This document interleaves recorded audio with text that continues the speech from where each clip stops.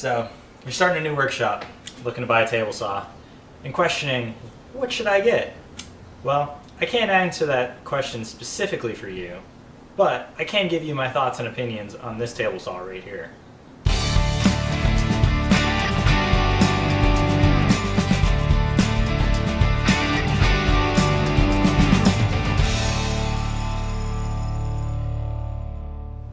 Now, if you've seen any of the other project videos that I've created on this channel, you've no doubt seen me work with this table saw right here.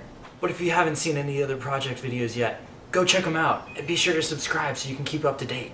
But anyways, without a doubt, the table saw has to be one of the most versatile tools in any maker's workshop. Now, when I was doing my research into buying a new table saw for the shop, I came across this Craftsman, and while there were plenty of written reviews on the Craftsman website, I was rather shocked not to find an in-depth video review on this saw. And so I knew that once I had used the saw for some period of time, that I wanted to go through it in depth and share a little bit of my opinions on some of the plus sides and some of the downsides of this saw. And now, before we get too far into the video, I want to say right off the bat that I am not sponsored or endorsed in any way, shape, or form by Craftsman. I purchased this saw purely on my own, and these are just my opinions and views after using this saw for about a year. So without further ado, let's jump into things. Now, going over some of the specs and features of this saw. It includes a 15 amp motor, which is just over 2 horsepower, and generates about 5,000 RPM. It comes equipped with a 10-inch 24-tooth blade, and the arbor has a capacity to hold a half-inch dado stack. The cast aluminum table is about 27 inches wide by 22 inches long. It has a rip capacity of 12 inches on the right side of the saw and 10 inches on the left side of the blade. When your blade is perpendicular to the table, you have a max cutting depth of about 3 1/8 of an inch. And when the blade is set at a 45-degree bevel, you have about a 2 1/4 inch max cutting depth. The saw includes multiple different safety attachments, including a blade guard, anti-kickback pawls, a sub-rip fence, which is just a smaller fence that fits on top of your rip fence and allows you to cut small, flat pieces right up next to the blade. It has a push stick with an integrated housing, along with a bunch of other features that make this a great saw. Now, this is a contractor saw, meaning that everything is contained in this small portable housing, and it comes with a folding steel tube base for setting up in any sort of environment, whether that be on your job site or in your workshop. And the last thing that I wanted to note was the fact that the blade is completely enclosed with a dust chute out the back to funnel all of your sawdust out, or into a dust collection system which you can hook up directly to the saw. And you can find all of this information and more at craftsman.com or at your local retailer. Now, with the nitty-gritty out of the way, let's get into the real meat of the subject and talk about what I've found to be good about this saw and what I've found to be not so good. Now, right off the bat, let's talk about the affordability of this saw. It comes in roughly around $200 and can sometimes dip below that during any sort of a sale, which makes it fantastic for any sort of beginning woodworker or maker. The motor on it is plenty strong enough to get through any sort of soft wood and can handle a good amount of the hardwoods that you can buy if you change out the blade on it. And with it being a contractor style saw, it is very portable, fairly lightweight, weighing in just over 50 pounds.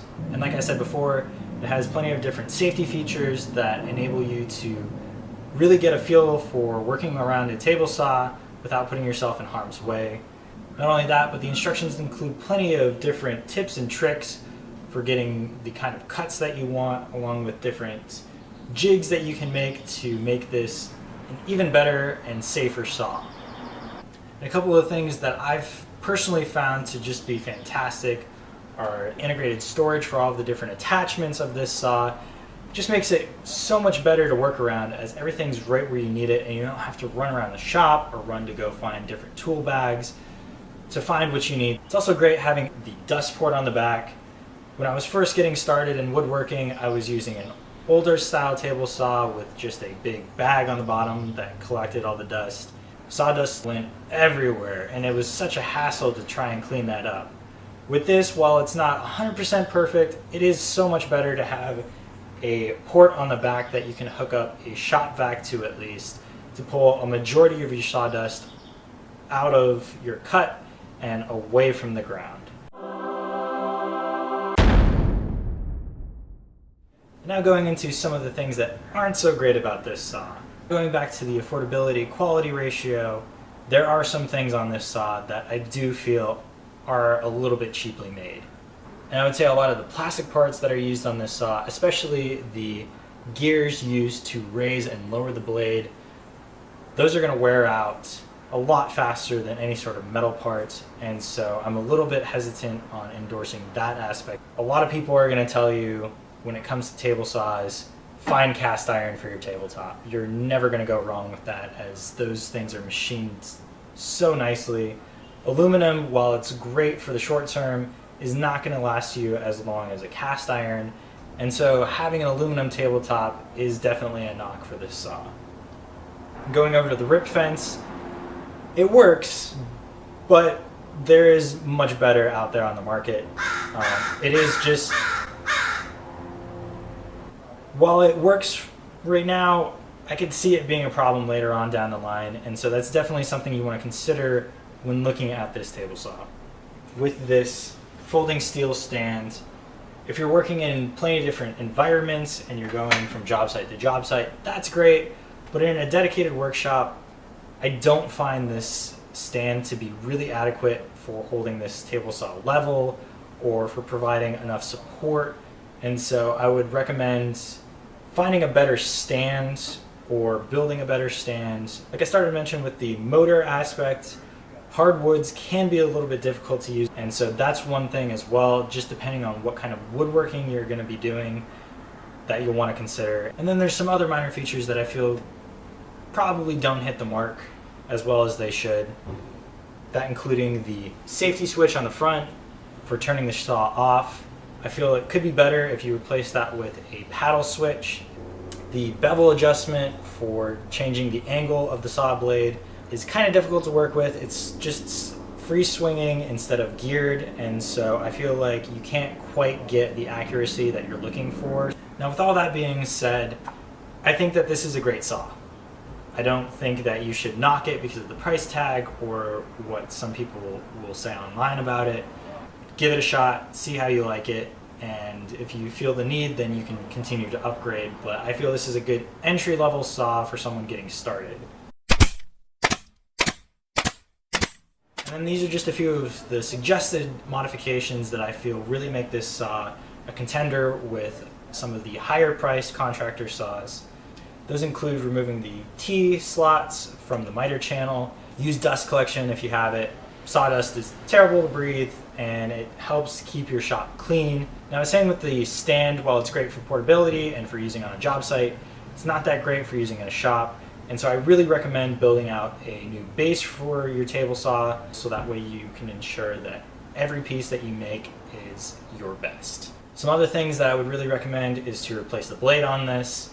The blade that comes with it is okay, but getting a higher quality blade on any sort of table saw is always going to last a lot longer and produce better cuts in the long run. Also, if you can, try and reinforce the throat plate on your table saw. The one that comes in the saw is alright, but in the middle it's not as well supported, and so it bends a little bit as you're pushing pieces through.